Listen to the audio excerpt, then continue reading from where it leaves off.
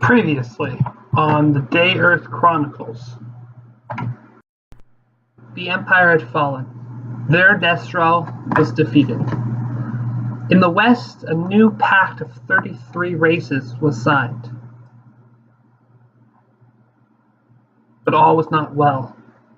On the way back, coming back from the Elven capital after signing the pact, the ship's safe passage was cast adrift onto Badger Island. 5 survivors of the ship came together, and they made their way to the Badger village of Redwall. In Redwall, the adventurers were told of a mysterious artifact that had been stolen by the dragon-born sorcerer Sorgus.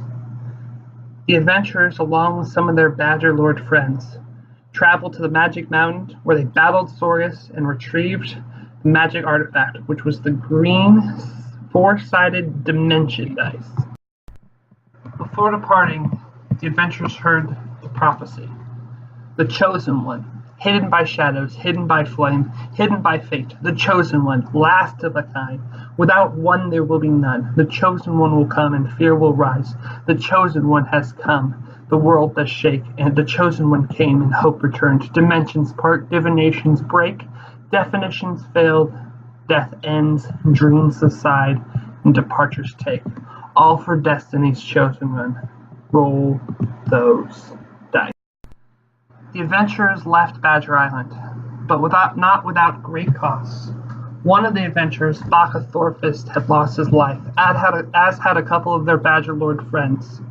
Still, the adventurers carried onward, traveling on their new Badger Lady friends Raquel's giant eagle Martin. And they made their way across the sea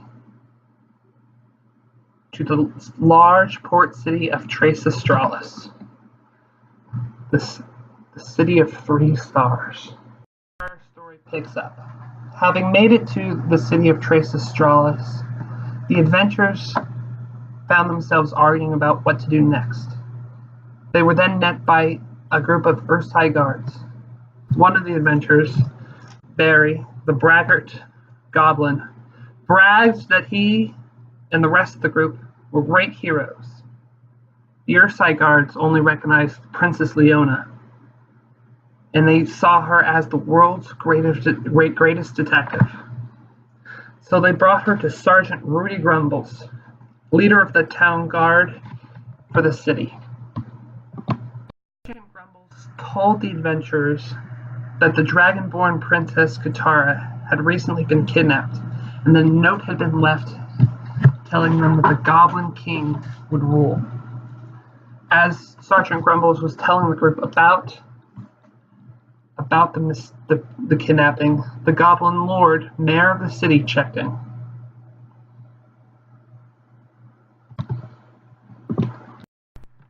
He did not have much to say to the group. However, Sergeant Grumbles continued his explanation of what had happened, including the fact that he believed that the Dragonborn princess had been kidnapped by the Breakers, a mysterious group of humans and human sympathizers in the West. The group was asked to look into this mystery and to try and find the kidnapped Dragonborn princess.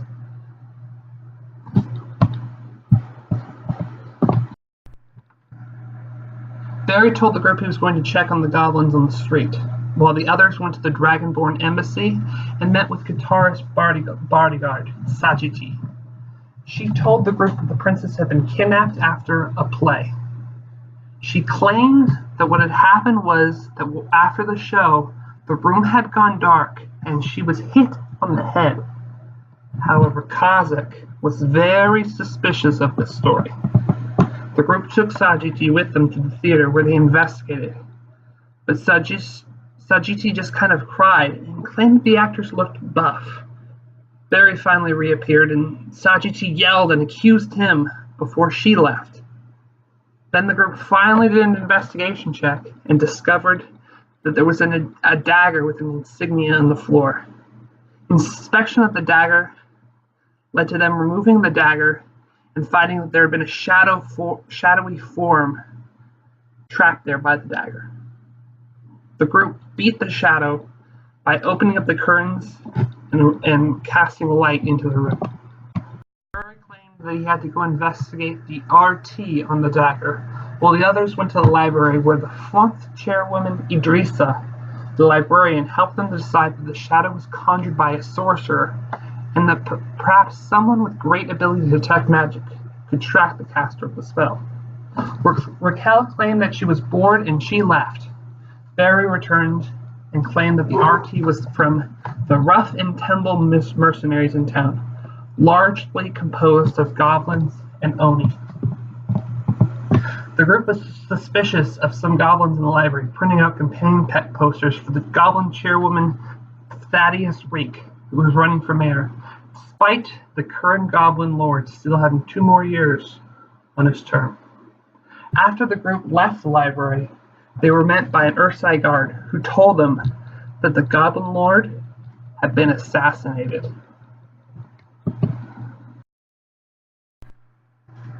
The group returned to the inn to sleep off the night's events, but the next morning they all agreed to meet back in the middle of town to talk with Sergeant Grumbles and find out more about what had happened to the Goblin Lord.